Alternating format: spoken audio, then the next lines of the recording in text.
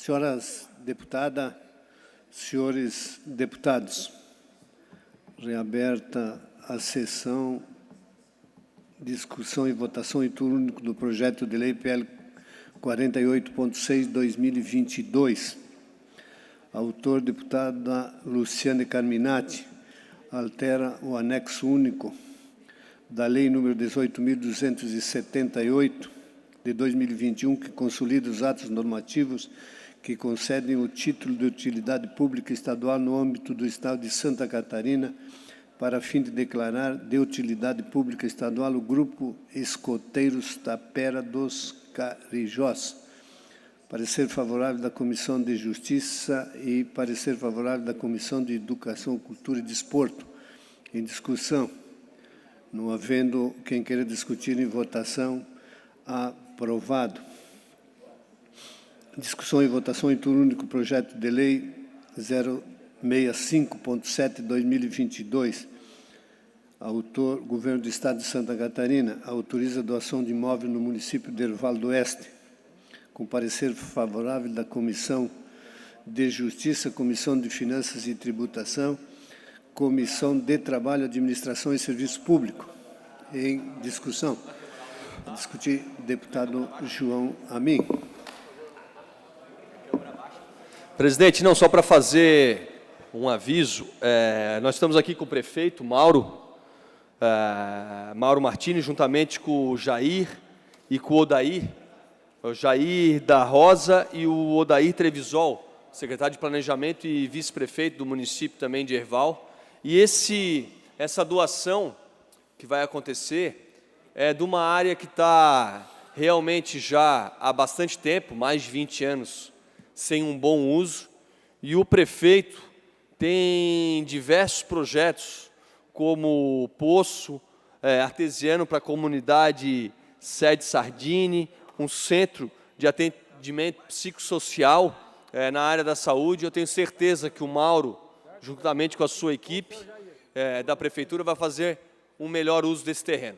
Obrigado, presidente. Obrigado, deputado João Amin. Continua em discussão. Não havendo quem queira discutir, também quero fazer um registro e cumprimentar o prefeito Mauro, o vice-prefeito. Prefeito Mauro, que tem feito e está fazendo uma bela administração. Nossos parabéns e seja bem-vindo à nossa casa. Em votação, deputados que concordam permaneçam como se encontram. Aprovado. Discussão e votação em turno único PL 099.6/2022. Autor, Governo do Estado de Santa Catarina, autoriza a doação de imóvel no município de Barra Velha. Parecer da Comissão de Justiça favorável, parecer favorável da Comissão de Finanças e Tributação, com parecer favorável da Comissão de Trabalho e Administração de Serviço. Em discussão. Não havendo quem queira discutir, em votação, aprovado o PL 099.6/2022. Moções. De ordem, senhor presidente. Só gostaria de fazer um registro rápido da presença do amigo de Gaspar, empresário Norberto Schlemper, que acompanha os trabalhos desta casa, acompanhado também do amigo jornalista Alan Santiago, jornalista que faz um trabalho fantástico no município de Gaspar, informando e formando opinião. Obrigado pela presença de ambos. Obrigado, deputado Ricardo Alba. Feito o vosso registro, a presidência também deseja uma boa estadia aqui nesta casa. Moções. Moção número 527.8/2022, autor deputado Moacir Sopelsa, cumprimentando o sócio da Rádio Belos Montes, FM 92.1, pela passagem do respectivo aniversário de fundação. Em discussão, não havendo quem queira discutir, em votação, aprovado. Esta presidência comunica que defere os seguintes requerimentos. O requerimento 1094 a 1096, 1097 a 1098, 11.000 a 11.012. Esta presidência comunica que encaminhará aos destinatários, conforme determina o regimento interno, as seguintes indicações. Indicação 487 a 490. Fim da ordem do dia, explicações pessoais. Primeiro deputado inscrito, deputado Coronel Mocinim. Vossa Excelência tem a palavra por até 10 minutos, deputado.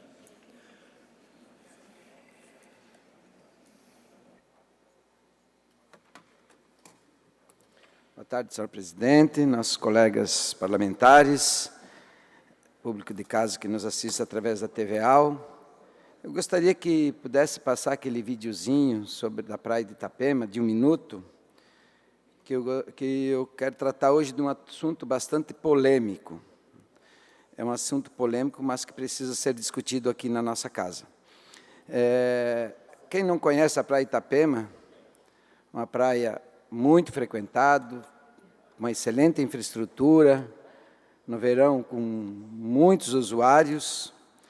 E o tema que me traz aqui hoje é para tratar sobre uma decisão de um despacho de uma promotoria pública de Itapema, onde ela considera que um rapaz lá, um vagabundo usando drogas na praia, com maconha, policial militar prendeu ele, levou para a delegacia, e o despacho da promotora foi que pedindo para que o processo fosse arquivado por ser um crime insignificante, um ato lesivo insignificante.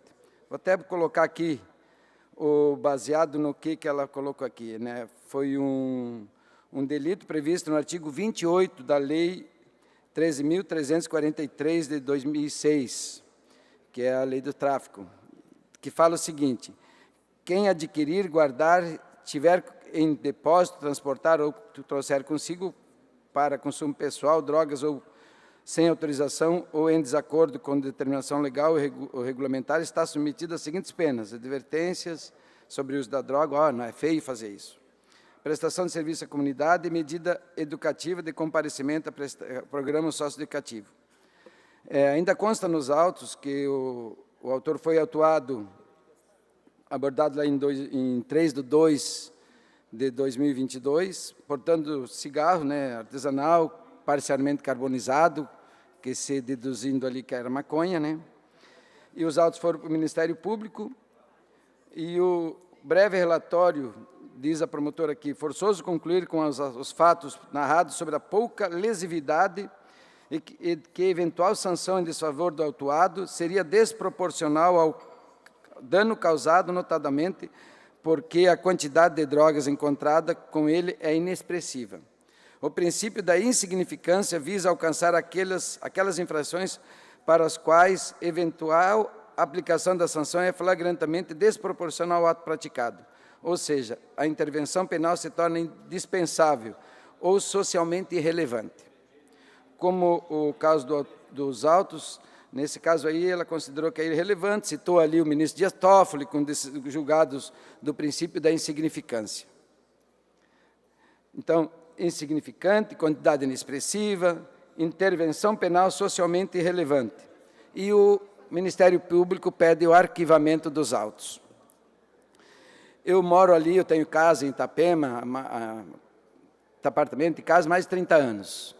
E eu conheço aquele litoral, eu sei o quanto ela é frequentado e incomoda o pessoal, delinquentes ali, usando drogas na orla. Muitas vezes são flagrados pela Polícia Militar, é levado para a delegacia e, antes do policial preencher o relatório, eles estão muitas vezes liberados. Eu queria que prestassem bem atenção numa colocação que eu vou fazer.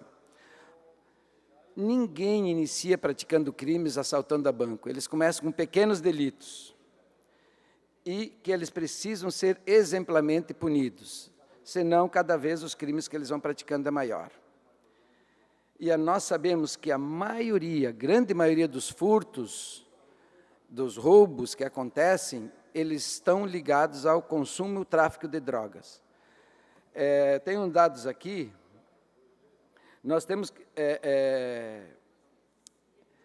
que em torno de 75% dos homicídios que acontecem hoje no Brasil, em torno de 30 mil homicídios no Brasil, eles ocorrem relacionados ao tráfico de droga. Então, vejam quanto é grave.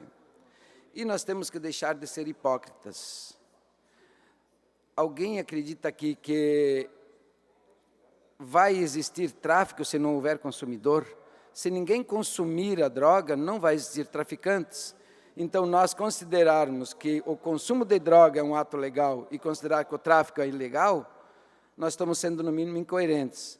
Nós precisamos evitar, de toda forma, que haja o consumo da droga. E consumir droga em locais públicos, praia, praças, em ruas, ele é socialmente totalmente reprovável. E nós sabemos aqui que o problema é bem mais complexo como imaginamos. Sabemos que o sistema penal carcerário ele está lotado, mas, de alguma forma, nem que seja prestando serviço à comunidade, tomando algumas medidas coercitivas, que mesmo que não seja a prisão, tem que ser adotada. Eu diria aqui que insignificante, relacionado aí à decisão da promotora, é que essa decisão por acatar e abrir precedentes em praças, ruas, ela é muito grave. Eu não aceito aí que a minha família vai andar circulando na orla, na praia, possa caminhar na praia, deparando ali com usuários, com maconheiros, fumando maconha na orla marítima ali, sem ser feita nenhuma providência. Já não basta a gente falar aí que tem um pré-candidato a presidente dizendo que furtar um celular é normal. Então, onde a gente quer chegar? Quer imputar a gente a aceitar atitudes totalmente reprováveis. Nós não podemos deixar aqui Santa Catarina virar uma terra sem lei. A impunidade e o crime organizado não podem tomar as rédeas nesse país. Nós precisamos tomar uma providência. Era isso, presidente. Obrigado.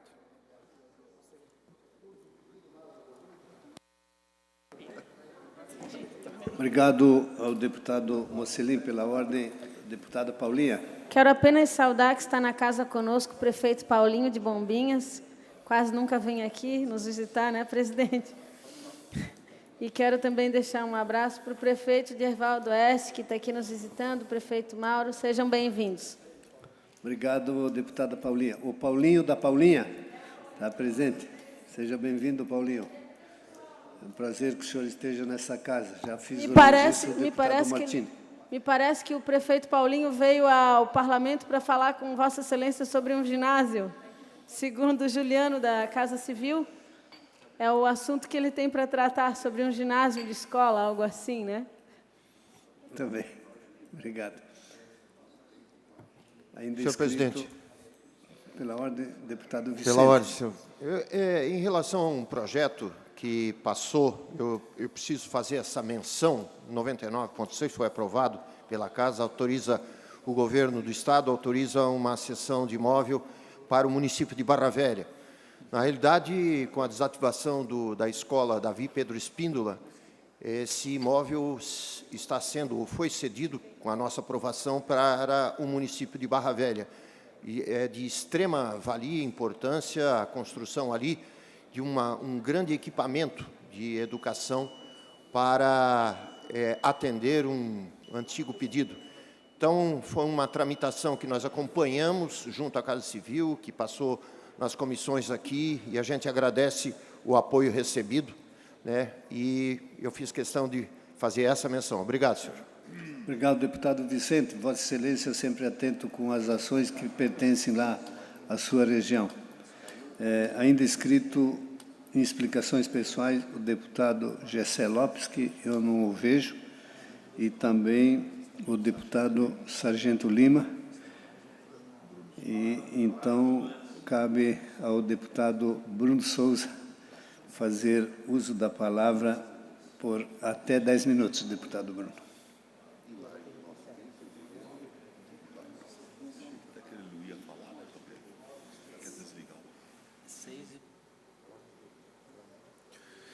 Senhor presidente, hoje pela manhã tivemos uma audiência pública muito importante, talvez o tema mais importante do mês, quem sabe. Nós discutimos hoje na audiência pública no âmbito da Comissão de Saúde.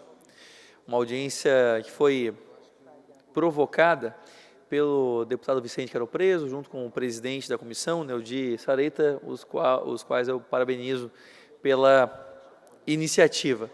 Mas o que discutimos nós naquela audiência pública? Discutimos uma crise que, na minha opinião, é uma crise evitável. Poderíamos ter evitado a crise que agora ocorre no estado de Santa Catarina, a falta de leitos para crianças e recém-nascidos.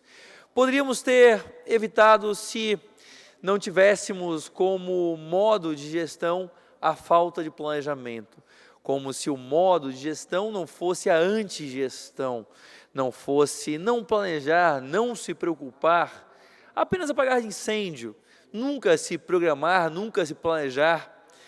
Infelizmente, a insensibilidade impera na Secretaria da Saúde. E eu digo isso baseado em evidências. Desde fevereiro deste ano, eu alerto e cobro a Secretaria de Saúde, através de ofícios, manifestações, indicações, sobre a necessidade de atender a demanda crescente para crianças e recém-nascidos, a demanda crescente de UTI neonatal e UTI pediatra. E, infelizmente, as minhas manifestações foram em vão e a Secretaria nunca deu ouvidos. Para a minha manifestação lá em fevereiro, sabem o que respondeu a Secretaria quando eu alertei da falta de leitos de UTI? A Secretaria respondeu que o aumento da demanda era sazonal e pontual. Não havia nada que se preocupar. Em março, só haviam 2 leitos apenas em todo o estado para recém-nascidos. Em março, em fevereiro, eu alertei, em março, só haviam 2 leitos para os recém-nascidos em Santa Catarina. Em abril, nada foi feito. Quando a Secretaria foi questionada, ela mentiu, dizendo que aguardava a habilitação de 80 leitos para o estado de Santa Catarina. Entretanto, consultamos o Ministério da Saúde e o Ministério da Saúde desmentiu a Secretaria, falando que não havia nenhuma solicitação para habilitação de novos leitos, não havia nada na espera. A Secretaria não havia pedido por novos leitos. A Secretaria de Saúde só foi se preocupar com os novos leitos para as nossas crianças e recém-nascidos apenas no dia 25 de maio, quando então a primeira troca de mensagens aconteceu no âmbito da Secretaria. A Superintendência de Planejamento em Saúde questionou a Superintendência Hospitalar sobre o que seria feito quanto àquela situação emergencial de demanda por leitos neonatais e leitos pediatria. Dia 25 de maio, emergência, me perdoem, mas a emergência já era lá em fevereiro. E agora, então, a Secretaria resolveu fazer alguma coisa pelas crianças e pelos recém-nascidos. Agora, com muito atraso. E, aliás, também as metas de abertura de leitos estão atrasados, porque deveríamos ter aberto até agora 30 leitos novos. Entretanto, apenas 40% da meta foi atingida. Nós abrimos apenas 12 leitos dos 30 que deveríamos ter abertos agora, neste momento. E a Secretaria já está mostrando evidências de que irá atrasar com a abertura de outros leitos. É um descaso com a saúde pública e nós já temos ao menos uma morte de um bebê que infelizmente veio a óbito enquanto aguardava um leito de UTI. Não havia leito para essa criança. Quantas crianças mais também não conseguirão ter um leito a tempo de salvar as suas vidas? Eu lamento bastante, porque essa é uma crise evitável. Nós poderíamos ter evitado, mas isso não aconteceu. E hoje, na audiência pública, isso ficou claro, porque hoje a Secretaria de Saúde tentou apresentar alguma coisa ali na audiência pública, mas o que acabou apresentando foram claras evidências de falta de planejamento. Apontou indícios de aumento de demanda do começo do ano. Entretanto, a atitude só veio na metade do ano. Apontou como um dos fatores que surpreendeu a Secretaria o aumento das infecções por Covid. Aumento das infecções por Covid? O pico foi em fevereiro. Como é que eles podem alegar surpresa em junho de um pico de infecção que foi em fevereiro? Também alegaram que, em relação às UTIs de pediatria, o que aconteceu foi que o retorno às aulas, às escolas, fez com que muitas crianças elas tivessem doenças respiratórias, porque antes do retorno às aulas, elas ficaram numa bolha de proteção, fora de contato com outras crianças e outros vírus. Mas, espera aí, isso já se discutia desde 2021, quando as crianças estavam retornando para a escola, os infectologistas já apontavam, cuidado, irão aumentar os casos de infecção por doenças respiratórias, porque as crianças ficaram longe do contato com outras crianças. Como que a Secretaria, então, pode alegar surpresa agora? Ou seja, todas as duas justificativas apontadas pela Secretaria são justificativas que não se justificam, são justificativas incabíveis. O pico do Covid foi em fevereiro, de infecção foi em fevereiro. As demandas por infecções de doenças respiratórias já sabia desde o ano passado. Como então não se programaram? Como não se planejaram? É muito triste porque eu falei que isso é uma grande insensibilidade. E no fundo é, porque esses que permitem a falta de planejamento, muito provavelmente não usam a rede pública, não têm o seu filho internado, não precisam de uma UTI neonatal ou pediatra. Esses que planejam, muito provavelmente não precisam usar a rede pública de saúde. E assim, não se importam também com o que acontece na rede pública de saúde.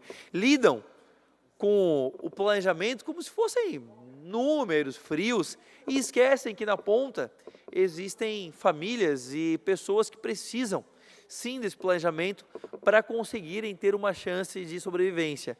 Eu lamento muito, e a Secretaria não tem ajudado também, porque fechou, por exemplo, a pediatria do Hospital Regional, e apesar dos diversos apelos, não abriu até agora essa pediatria.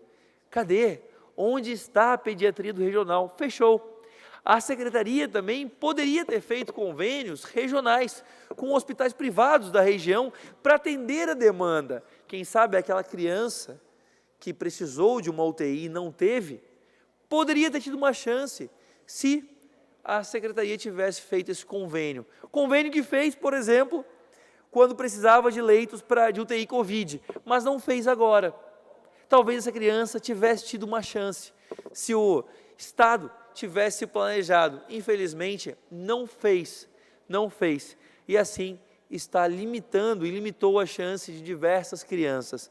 Por isso, senhor presidente, eu fico feliz que a Assembleia conversou e debateu sobre esse tema hoje pela manhã, mas eu fico realmente muito incomodado por esse atraso, porque esse sofrimento todo podia, na minha opinião, ter sido evitado. Entretanto, a falta de planejamento tem sido a forma de gestão tradicional da nossa Secretaria de Saúde. E é lamentável também que a falta de transparência também tem sido uma tônica do Estado, porque o Estado também esconde a lista de espera de UTIs.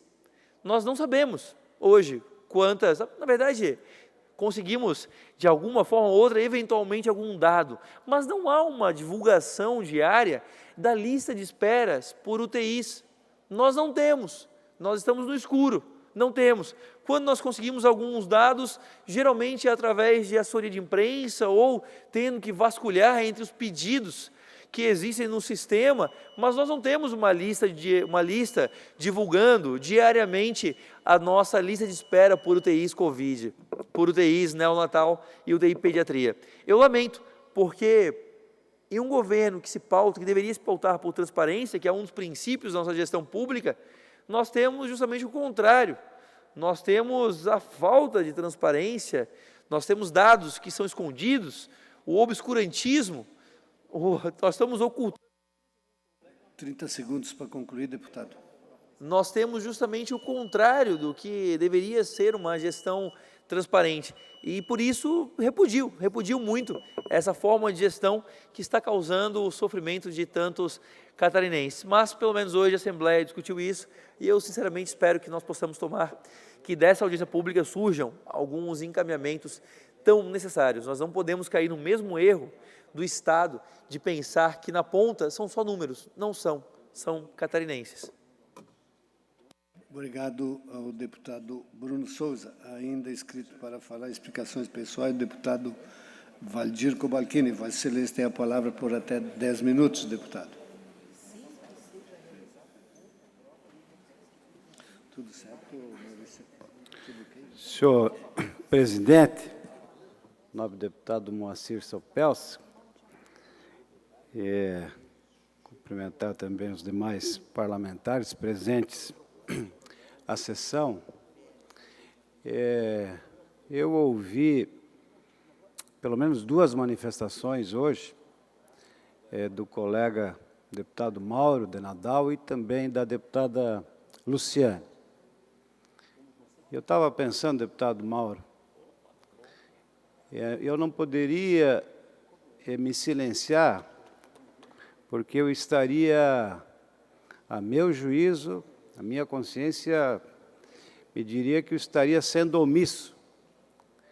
Eu estive, neste final de semana, na região oeste de Santa Catarina, novamente, foram 2.500 quilômetros, e dentre os trechos rodoviários, passei pela BR-282,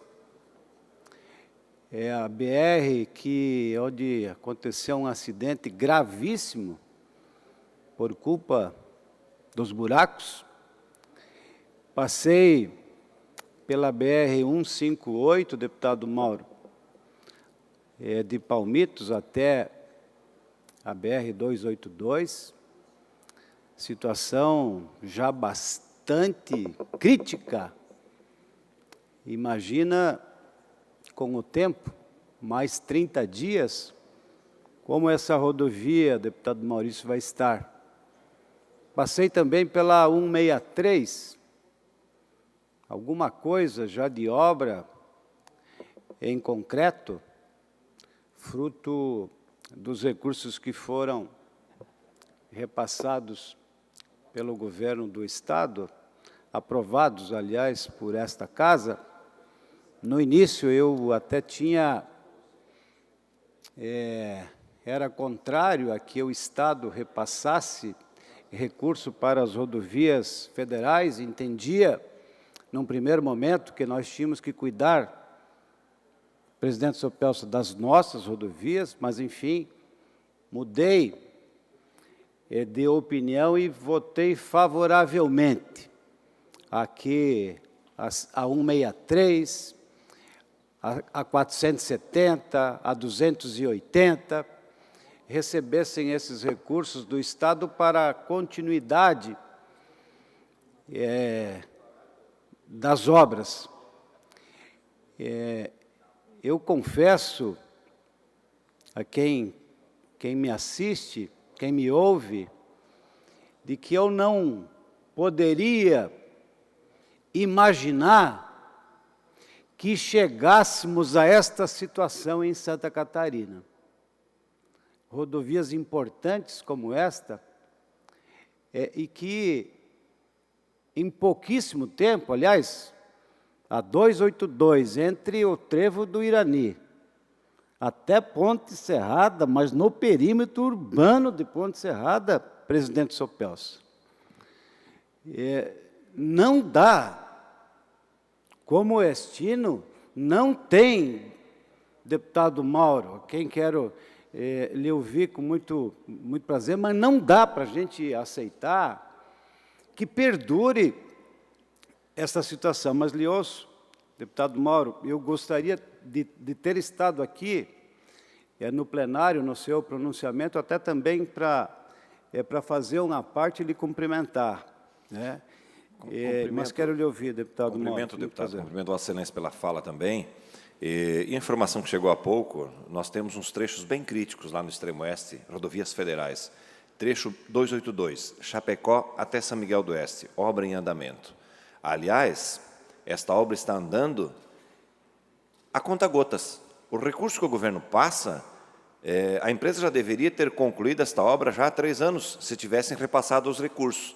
Com o projeto que estava à época e os recursos necessários, nós teríamos uma obra de qualidade. Porém, isso foi rolando, e agora a empresa, a informação que chegou, não deve mais executar este contrato. Nem a 158 no trecho Maravilha até Iraí, passando por Cunhaporã, Caibi, Palmitos. Por quê? Porque o projeto está ultrapassado frente às circunstâncias que a rodovia oferece. Você veja só o descaso do DENIT catarinense com 2 importantes obras na região do extremo oeste do estado de Santa Catarina. É inconcebível que nós estamos andando em rodovias com esta qualidade e com tamanho descaso do DENIT catarinense para com uma rodovia tão importante que nós temos no extremo oeste catarinense. É uma pena. Segundo dados levantados pelas empresas, elas executarão somente os trevos de acesso, que faz parte desse contrato, e vão abandonar a obra porque não têm condições de executar o projeto que foi apresentado pelo DENIT. Uma vergonha. Obrigado, deputado Mauro. Realmente acho que esse é o termo correto, uma vergonha. Isso constrange, nos constrange como catarinenses. E aqui eu não estou personalizando alguém, mas não, é impossível não saber e não tomar providências. E, aliás, aonde foi feita a recuperação, que já está abrindo buracos, mas a rodovia também não está sinalizada onde ela foi recuperada. Com chuva, você não consegue ver por onde você passa, o risco de acidentes por conta dos buracos, e aonde a rodovia foi recuperada, começa já a abrir, e aí não tem sinalização, não tem pintura. Então, a gente tem que pedir socorro. Como coordenador da bancada do Oeste, nós fizemos um pedido de audiência ao diretor do DENIT, aqui em Florianópolis, e passarei aos deputados do Oeste, então logo essa audiência for marcada, para que a gente possa estar no DENIT aqui, e se não conseguirmos uma resposta conclusiva, penso que a gente deva, em caravana, irmos a Brasília, porque não dá para continuar da forma como está. São rodovias importantíssimas que cortam todo o território do oeste de Santa Catarina, por onde escoa a produção, aliás, a grande produção. Eu ainda não sei como que o oeste consegue produzir, escoar sua produção, que vem aqui para o litoral, que vem para os portos, com essas rodovias. Então, a gente tem aqui que usar da tribuna, talvez a nossa voz não chegue a quem deveria chegar, mas esse grito a gente precisa dar, porque senão parece que a gente estaria se acostumando com as rodovias cheias de buracos. Parece que é normal, deputado Vicentinho, parece que é normal. Não tem uma autoridade que dê alguma explicação, que dê algum prazo. Eu não estou falando, nós tínhamos que falar em terceiras faixas, nós tínhamos que falar em duplicação das nossas rodovias, e não reclamar de buraco. Isso não existe, reclamar de buraco. Você anda em outros países do mundo, você não vê um buraco. Penso que em curtíssimo espaço de tempo, essas rodovias elas precisam ser concessionadas, deputado Moacir Sopelso. E parece que o Estado brasileiro não tem recurso no seu orçamento sequer para fazer tapa-buraco Quando nós precisávamos na 282, aliás, eu penso, deputado, aqui, os deputados que têm a sua base principal no oeste de Santa Catarina, que a gente busque também o nosso governador Moisés, já que nós autorizamos o repasse de recursos para 163, para 470, para 280, que faça quem sabe, algum esforço no sentido de que a 282, a 158 também mereçam, se a gente não consegue vislumbrar que venha alguma coisa de Brasília ou daqui, do DENIT, quem sabe, o próprio Estado, porque os catarinenses não podem mais conviver com esta situação dessas rodovias. Obviamente que a gente também tem algumas rodovias estaduais que precisam, sim, de recursos. 30 segundos, deputado. Só para concluir, obrigado, presidente, né? Tem também algumas rodovias catarinenses, claro, eu sei que estão em fase de projetos, em fase de licitação, mas é preciso dar velocidade para que a gente tenha também uma malha viária de Santa Catarina que seja melhorada, né, com as ações que o Estado, eu sei, está em curso, né, para a recuperação dessas rodovias. Muito obrigado, deputado Valdir Cobalcini. Vossas Excelências, vi aqui o deputado Cobalcini, o deputado Mauro, também ouviu o pronunciamento da deputada Luciane Carminati. Realmente, as rodovias nossas que nos levam até o extremo oeste de Santa Catarina, e principalmente a 282, no domingo, deputado Cobalcini, meu motorista saiu ao meio-dia de Concórdia, a Florianópolis são 480 quilômetros, chegou em Florianópolis 9 horas da noite. Se você for ver, são 9 horas de viagem, né, para você fazer 450 quilômetros, onde você encontra, como tem na região de Ponte Serrada, Irani, crateras que essa semana, inclusive, se não me falha a memória, no dia de ontem, houveram vítimas fatais, pessoas que perderam a vida porque a rodovia não oferece naquele trecho as mínimas condições. E a gente vê pouco investimento do governo federal.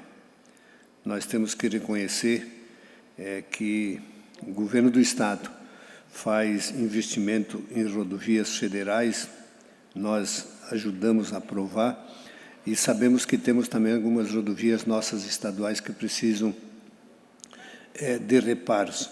Mas, infelizmente, faz algum tempo, não só desse governo, mas de governos anteriores também, que olham muito pouco para a infraestrutura do nosso Estado. E olha que nós somos um Estado, deputado Cobalcini, que contribuímos, que somos entre os primeiros arrecadadores de impostos para o governo federal. Parabéns pelo vosso pronunciamento, deputado Cobalcini. Acho que a gente precisa, a bancada do Oeste, e daqui um pouco eu acho que são todos os parlamentares aqui, os 40 deputados, nos reunirmos para fazer uma cobrança de investimentos do governo federal em infraestrutura no estado de Santa Catarina. Ainda inscrito o deputado Maurício Scudelac. Deputado Maurício, Vossa Excelência tem a palavra por até 10 minutos. Obrigado, deputado Sopelsa, senhores deputados, público que nos acompanha, autoridades aqui presentes. Realmente, esse problema das rodovias catarinenses é muito grave, fora o pedagiado, que já precisa de ampliação, as rodovias não pedagiadas enfrentam uma situação gravíssima, deputado Mauro. Nós que viajamos, agora em 11 dias, percorrendo o Estado em entregas de viaturas, em visitas a município, em verificar obras, verificar necessidades de municípios.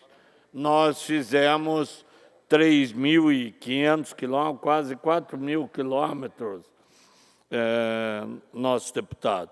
E realmente a situação da BR-153 é difícil, a BR-163 está andando, está sendo transformada em piso de concreto, vai melhorar muito, mas está muito vagarosa. Então, a 282, o trajeto ali entre Irani, o trevo de Irani e Ponte Serrada, terrível, né?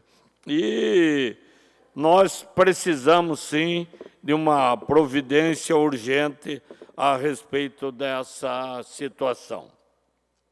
Queria aproveitar também, fazer um registro aí da presença do prefeito Alcidir Fischer, de Arroio 30, prefeito Alcidir, que faz uma grande administração.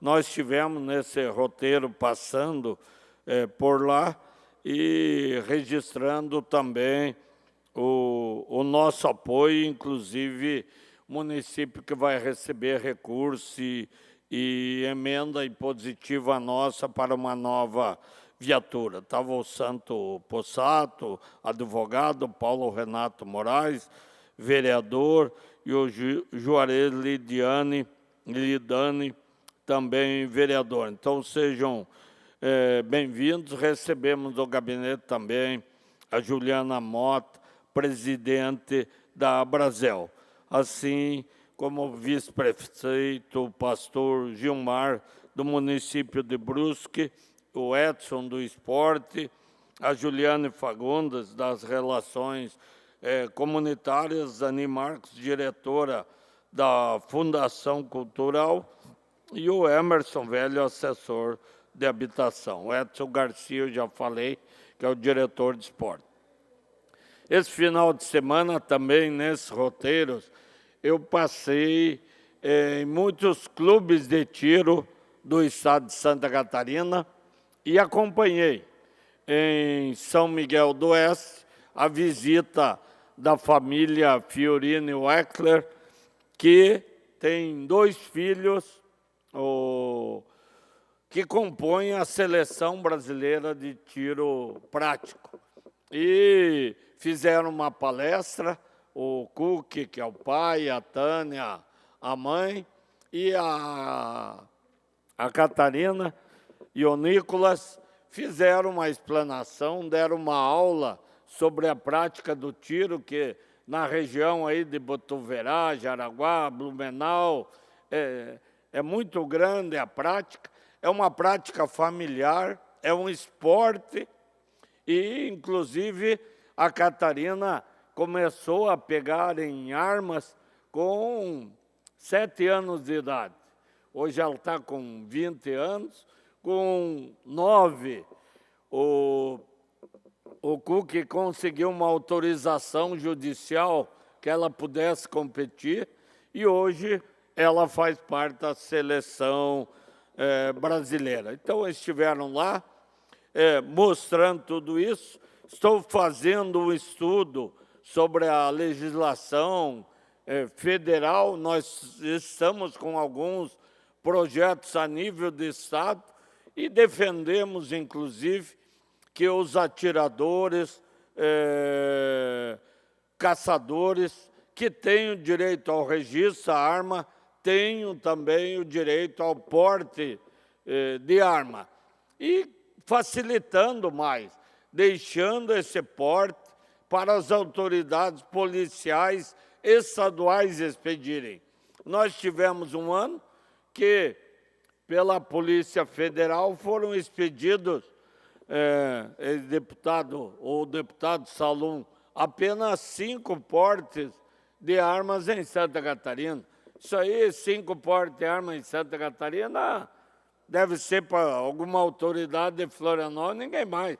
Quem atira mesmo, quem precisa, quem mora no interior, ninguém teve acesso ao porte de arma.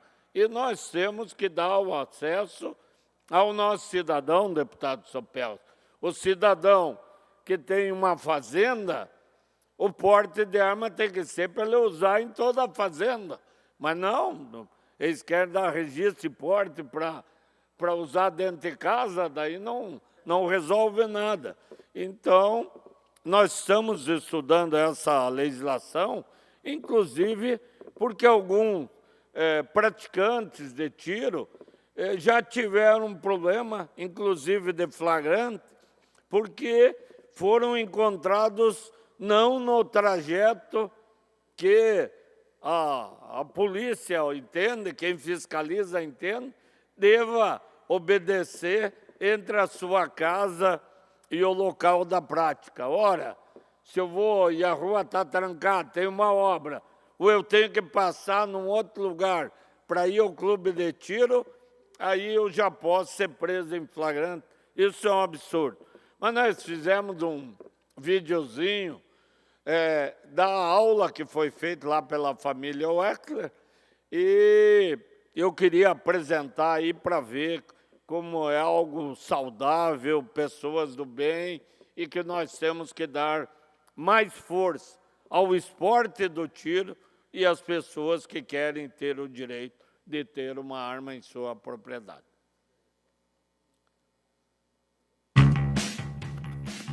Quiser tirar o som, aí essa é a família que faz os cursos, o Cook,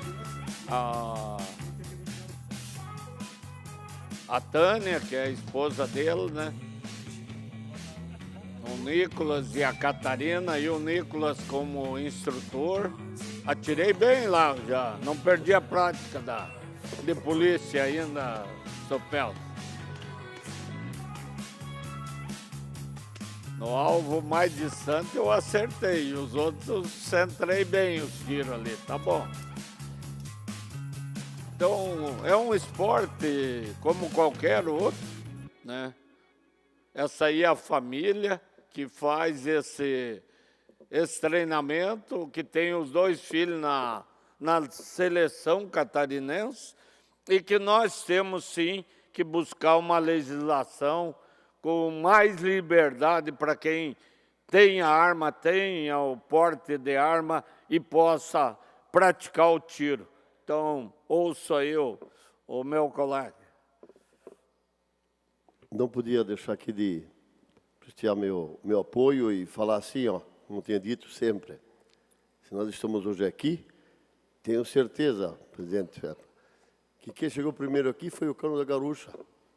Não chegou o ser humano ninguém, mas o cano da espingarda, da pica-pau, ou como eu chamava, a chumbeira, ou outro tipo de arma, que chegou o cano primeiro na frente para se defender dos bichos, de tudo que tinha aqui.